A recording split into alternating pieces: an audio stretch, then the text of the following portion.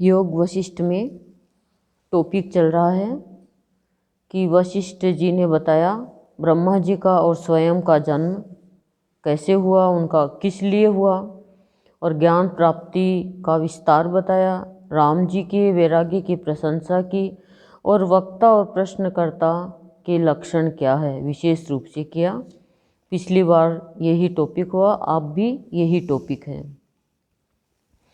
आज बता रहे हैं श्री राम, जो लोग इस संसार में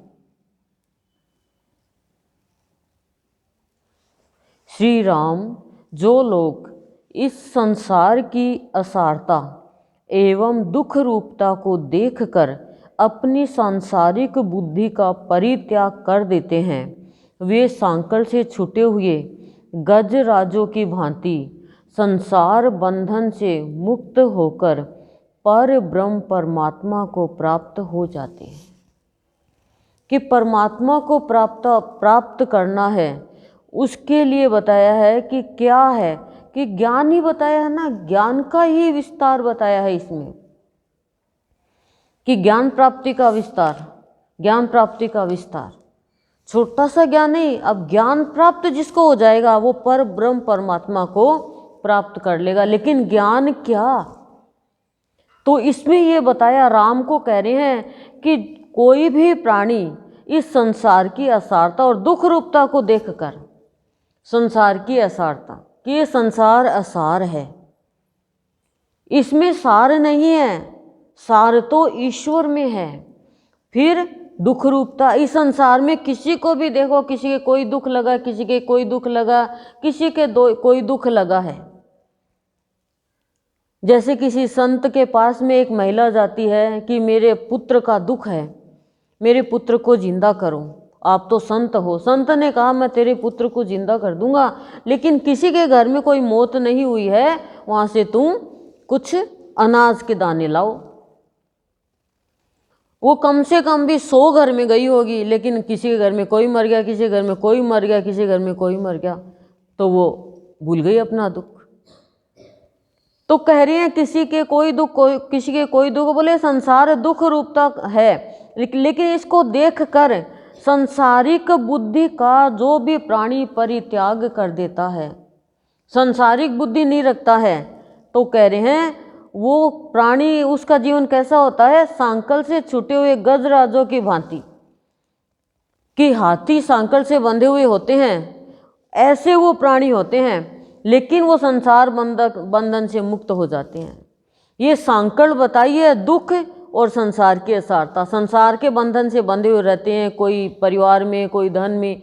अब मृत्यु बहुत मुश्किल है, अब चिंता होती है मरते टाइम कि मेरे धन का क्या होगा, मेरी संतान का क्या होगा, मेरे पति का क्या होगा, अनेक चिंता हो जाती है।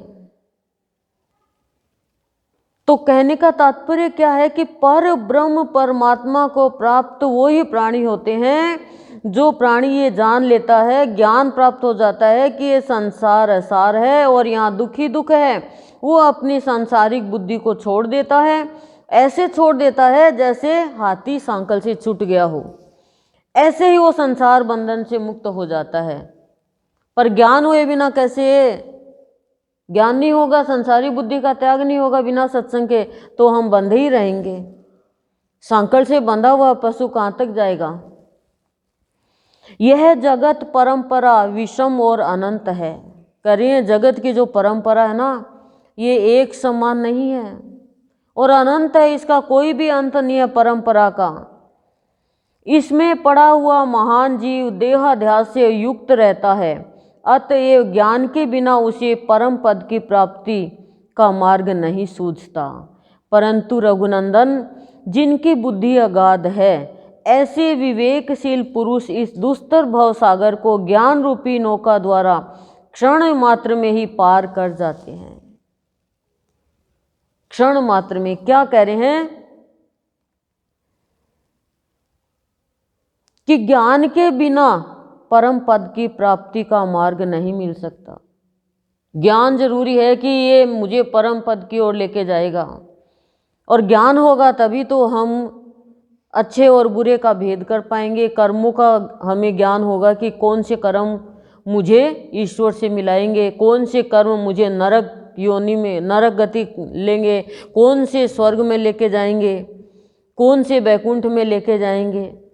तो कह रहे हैं परम पद की प्राप्ति का मार्ग नहीं सूझता है बिना ज्ञान के, परंतु रघुनंदन जिनकी बुद्धि अगाध है, जिनकी बुद्धि असीम है, गंभीर है, आपने देखा होगा बूढ़े लोग हैं, स्त्रियां हैं, पुरुष हैं, जुत्ती खाते रहेंगे, गाली खाते रहेंगे, मार खाते रहेंगे, पोते पोती बाल नोच लेंगे, लेकिन घर की रखवाली। उनको कोई कह भी देगा अरे सत्संग में जाओ, थोड़ा जीवन सुधार लो, अब तो ना बहू ड्यूटी पे गई, पोते पोती को कौन संभाले, और वो वहीं पे ही रह जाते हैं। और वास्तव में ये बात सत्य भी है कि एक व्यक्ति और बहू बेटे तो चले गए थे ड्यूटी पे और पोते पोती जुत्ती मार रहे, काट रहे, परेशान हो रहे, तो संत कहीं सत्संग करने गया हुआ था। संत ने देखा तो कहा तुम मेरे आश्रम में चलो ना, तुम्हारी तो इतनी उम्र हो गई। तो बोले तेरा दिमाग खराब है, मेरे बहू बेटे तो चले जाते हैं, इनको कौन रखेगा, ये थोड़े बड़े हो जाएंगे तो फिर मैं सत्संग में आऊँगा। थोड़े दिन बाद में संत वापस आया कि अब तो बच्चे बड़े होंगे, अब तो चलो। बोले नहीं, बस इनकी शादी हो जाती है, घर की रखवाली कौन करे, सब पढ़ने, बच्चे पढ़ने चले जाते हैं और मैं घर की रखवाली करता हूँ, बस थोड़े दिन बाद में आऊँगा। थोड़े दिन बाद में वो मर गया तो फिर संत आया तो घर के आगे बैठा कुत्ता। संत ने दिव्य दृष्टि से देखा कि कुत्ता बन गया हो तो आत्मा से बात करी, क्यों? बोला नहीं, अब कैसे, अब तो मैं घर की रखवाली करता हूँ कुत्ता बन के। ये सांकल है, ये बंधी हुई है। अब ज्ञान के बिना क्या करें, जबकि जरूरत नहीं है, कोई को भी हमारी जरूरत नहीं है, हम खुद बंधे हुए हैं उनमें। बच्चे अपने मस्त है, संसार अपना मस्त है, लेकिन हम बंधे हुए हैं ना पक्षियों के जैसे चुग्गा देते हैं।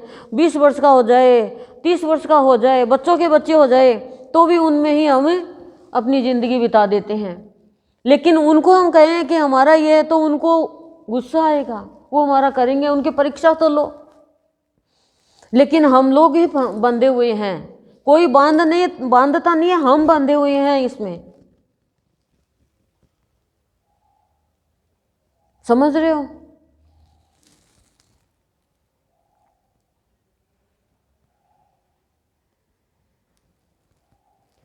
विवेकशील पुरुष इस दुस्तर भव सागर को ज्ञान रूपी नौका द्वारा क्षण भर में पार कर देते हैं। विवेकशील, जिसको ज्ञान, विवेक का मतलब होता है अच्छे बुरे, सत्य असत्य का जिसको ज्ञान हो गया, वो इस दुस्तर, इस मुश्किल संसार में भी ये पार कर जाता है ज्ञान की नौका से, ज्ञान की नौका में बैठने से।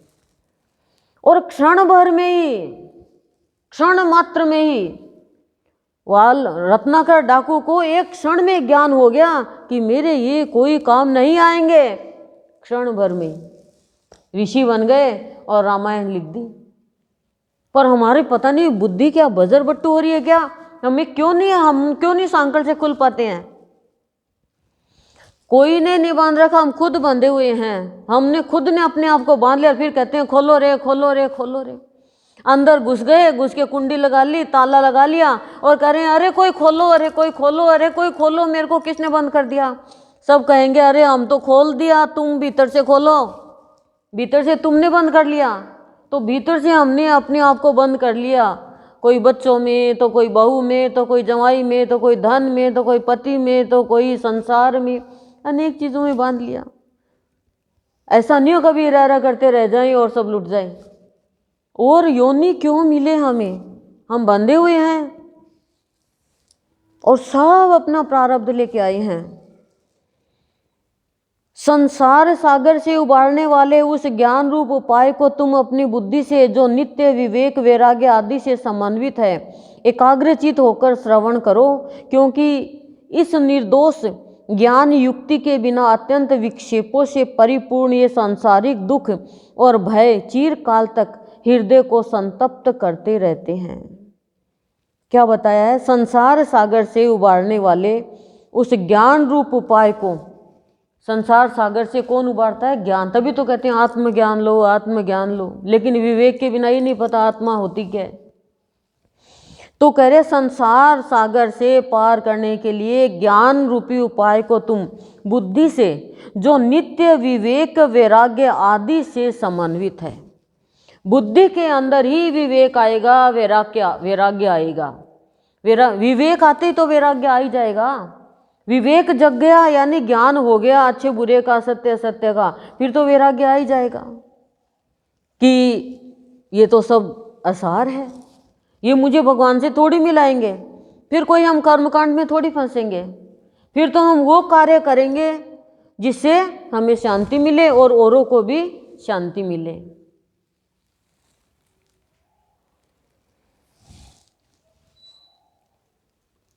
नित्य विवेक वैराग्य आदि से समन्वित है यानी जुड़ी हुई है।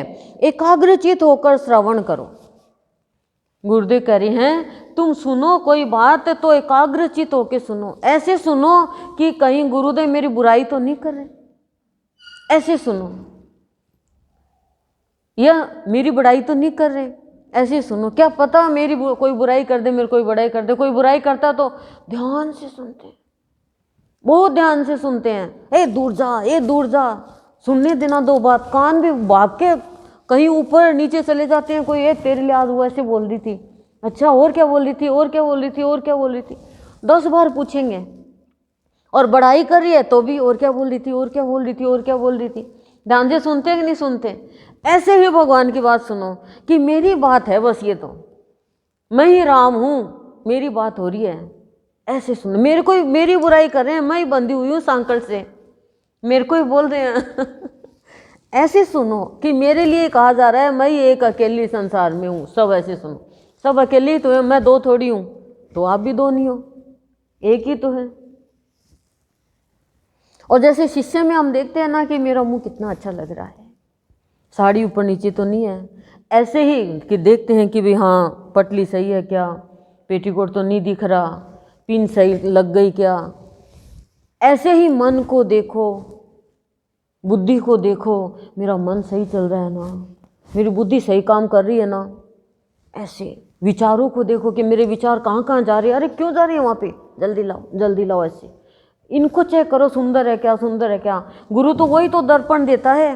बाहर वाले तो दर्पण देंगे मुंह देखने के लिए, गुरु दर्पण देते हैं मन देखने के लिए। क्यों बोलो, सही है? तो नंबर 2,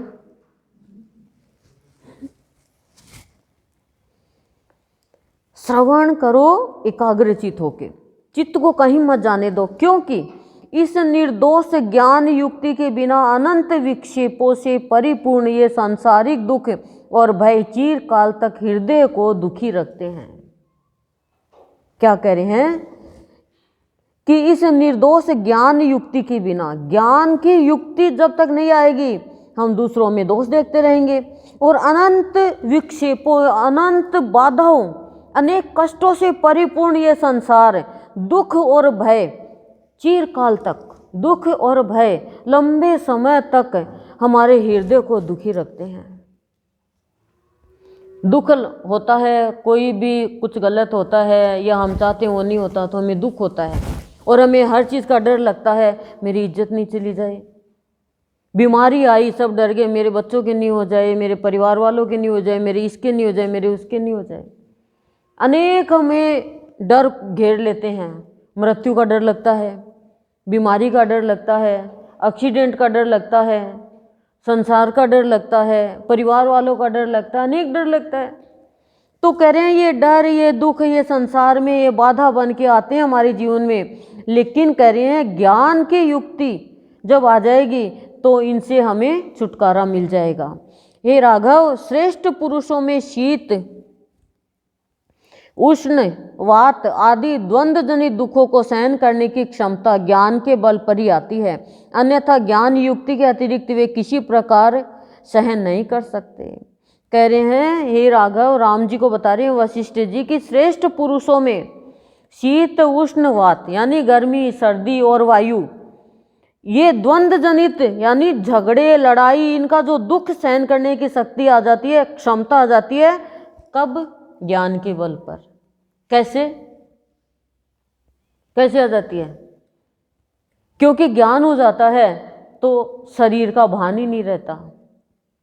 ज्ञान हो जाता है तो कोई हमारे साथ में लड़ने के लिए आ भी रहा है तो फिर वो सोचता है हाँ ये लड़ ले तो मेरा कर्म पूरा हो जाए, नहीं तो ये क्यों मेरे से लड़ेगा। और यदि हमने दोबारा लड़ाई कर ली उनसे तो हमारे कर्म बंध गए। किसी ने यदि हमारी कुछ चोरी भी की है तो भी ये मान के चलो मैंने कोई जन्म में चोरी करी है, क्योंकि जो कर्म हमने किए वो भोगने ही पड़ेंगे। सत्संग के द्वारा 100 से 2 हो सकते हैं, 2%। सत्संग यदि लगन से किया तो कम हो जाएंगे, लेकिन थोड़ा सा मिलेगा जरूर। यदि हमने जाने में किया है तो जानकारी में दुख मिलेगा, और अनजाने में किया तो अनजाने में दुख मिलेगा। एक 3 साल का बच्चा था और एक 10 साल का था, दोनों की माँ एक, वो मर गई। अब 10 साल का बच्चा, उसको तो दुख हो रहा है कि मेरी माँ खत्म हो गई, लेकिन 3 साल के बच्चे को पता नहीं कि मरना क्या है, जीना क्या है। वो तो अपना दूध पी रहा है, बिस्किट खा रहा है, सब कर रहा है। तो उस समय उनके घर पे कोई संत आया तो पूछ लिया प्रश्न उस बच्चे ने कि मेरी माँ क्यों मरी, मुझे दुख हो रहा है, मेरे भाई को क्यों नहीं हो रहा। तब कहा कि पिछले जन्म में तुम दोनों कहीं जा रहे थे, तो इसने तो जानबूझ के किसी जानवर को, मतलब पक्षी को ऐसे मारा, कीड़े को मतलब, और इससे अनजाने में ही पाप हो गया। तो अनजाने में दुख मिल गया पर उसको पता नहीं है, और उसने जानबूझ के दुख दिया तो उसको जानबूझ के दुख मिल गया। पर हम इतने सूक्ष्म भाव में जा ही नहीं सकते ना, हमें ज्ञान ही नहीं इन चीजों का। तो संत की विशेष कृपा होती है तब हमें सत्संग मिलता है, और तभी हमें शुभ अशुभ कर्मों का, पाप पुण्य कर्मों का ज्ञान होता है। कल यही था प्रवचन में।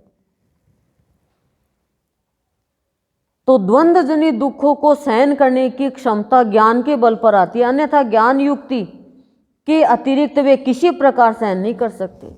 बिना ज्ञान के सहन नहीं कर सकते, बेहोश हो जाएंगे, मर जाएंगे, दुखी रहेंगे, छोटी सी बात पे परेशान हो जाएंगे। पर ज्ञान हो जाएगा तो पता चलेगा पिछले जन्म में मैंने ये किया था, उसने मेरा उतार दिया।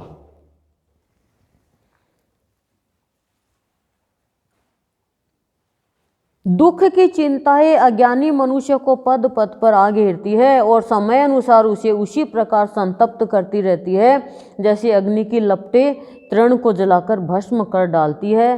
परंतु जिस प्रकार वर्षा के जल से अभिषिक्त हुए वन पर उन अग्नि ज्वालाओं का प्रभाव नहीं पड़ता, उसी तरह जिसे जानने योग्य अध्यात्म शास्त्र का ज्ञान प्राप्त हो गया है तथा जिसने भली भांति ब्रह्म तत्व का साक्षात्कार कर लिया है, ऐसे ज्ञानी पुरुष को मानसिक व्यथाएं संताप नहीं पहुंचा सकती। इस संसार रूपी मरुस्थल में बहने वाली वायु शारीरिक तथा मानसिक कष्ट रूपी आवर्तों से परिपूर्ण है।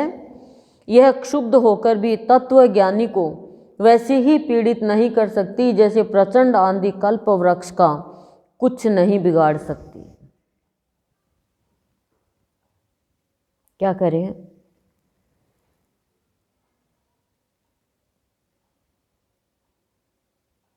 दुख की चिंताएं अज्ञानी मनुष्य को पग पग पर दुखी रखती है। दुख और चिंता, जो ज्ञानी को कभी भी दुख नहीं होता है, और वो ज्ञान प्राप्त हमें है ही नहीं, तभी तो हम दुखी होते हैं। जिन बच्चों को हमने पाला पोसा, उन बच्चों के परेशानी से भी हम दुखी हो जाते हैं कि अल्ले तो अपने आप की लुगाई को होगा, उससे भी दुखी हो जाते हैं। अरे हमारे भी तो पति हमारा हुआ था, वो कैसे नहीं होगा। और फिर बहू की भी बुराई करने लग जाते हैं, बेटी की भी करने लग जाते हैं, इनकी भी करने लग जाते हैं। क्या है ये? पति की भी करने लग जाते हैं, पत्नी की भी करने लग जाते हैं। अज्ञानी है। जो रिश्ते बंधे हैं वो तो हमारा ऋण है पिछले जन्म का, उतारना ही पड़ेगा। कोई भी हमें गलत नहीं सता रहा है। तो क्या कह रहे हैं, अज्ञानी मनुष्य कदम कदम पर पग पग पर दुखी होता है। फिर समय अनुसार उसे वो दुखी भी रखती है। दुख और चिंता जैसे अग्नि के लपटें तृण को जलाकर भस्म कर डालती है। अग्नि की लपटें तिनके को जलाकर भस्म कर देती है, परंतु जिस प्रकार वर्षा के जल से, मतलब समझ गए कि अग्नि की लपटें तिनके को जला देती है, ऐसे ही अज्ञानी व्यक्ति को दुख चिंता जला देती है। लेकिन वर्षा के जल से अभिषिक्त हुए वन पर उस अग्नि की ज्वालाओं का प्रभाव नहीं पड़ता।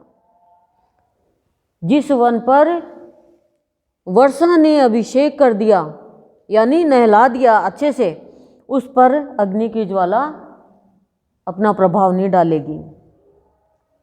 उसी तरह जिसे जानने योग्य अध्यात्म शास्त्र का ज्ञान हो गया, जिसने आध्यात्मिकता को जान लिया, धर्म शास्त्र को जान लिया, जिसने भली भांति ब्रह्म तत्व का साक्षात्कार कर लिया, ऐसे ज्ञानी पुरुष को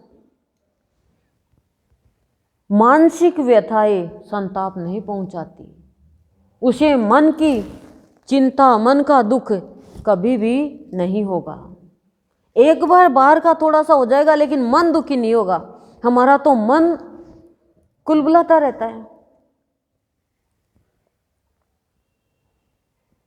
इस संसार रूपी मरुस्थल में, ये संसार पूरा मरुस्थल बताया, सूखा बताया, इसमें बहने वाली वायु शारीरिक और मानसिक, शारीरिक यानी शरीर, मानसिक यानी मन से जुड़ी हुई कष्ट रूपी आवर्तों से, कष्ट और चिंता से परिपूर्ण है। संसार में कष्ट और चिंता की हवा बह रही है। शरीर को भी कष्ट देती है और मन को भी देती है। यह क्षुब्ध होकर भी तत्वज्ञानी को वैसे ही पीड़ित नहीं कर सकती। बोले ये दुखी होकर भी घबराई हुई है, ये सब घबराते हैं ज्ञानी, लेकिन जो ज्ञानी है उनको पीड़ित नहीं कर सकती है दुख चिंता रूपी संसार की हवा। कैसे नहीं कर सकती? जैसे कल्प वृक्ष है, उसका ये आंधी कुछ नहीं बिगाड़ सकती। ऐसे ही ज्ञानी की, जिसको ज्ञान हो गया, उसको ये दुख है, ये चिंता है, ये संसार के दुख चिंता वो नहीं सताते हैं ज्ञान होने पर। और ज्ञान से ही, ज्ञान की नौका में बैठने के बाद ही हमारे ये बंधन छूटेंगे, जिन बंधनों में, संसारी बंधनों में हम बंधे हुए हैं। अर्जुन बंधा हुआ था ना, अर्जुन को ज्ञान योग, कर्म योग, फिर भक्ति योग, तब तक तो अर्जुन को कोई मतलब ये नहीं हुआ, असर ही नहीं हुआ। उसके मन ने स्वीकार ही नहीं किया मोह के कारण। लेकिन जैसे ही ज्ञान योग, 6 अध्याय ज्ञान से योग करवाया भगवान ने, वैसे ही सारे बंधन छूट गए और उसको कहने लगा, हाँ मैं अब महाभारत का युद्ध करूँगा। हे केशव, अब मुझे बताओ क्या करना है। लेकिन फिर भी उसकी एक इच्छा कि मेरा को कौन सा रूप दिखाओ? विराट रूप। विराट रूप देखते ही डर गया। लेकिन ज्ञान होने पर विराट रूप के दर्शन होते हैं। ज्ञान होने पर वो प्राणी बंधता नहीं है ना, दुखी नहीं होता है वो, कि जो हो रहा है अच्छे के लिए हो रहा है। क्योंकि दुख तो इंद्रियों का है, बाकी आत्मा को कोई दुख नहीं होता है।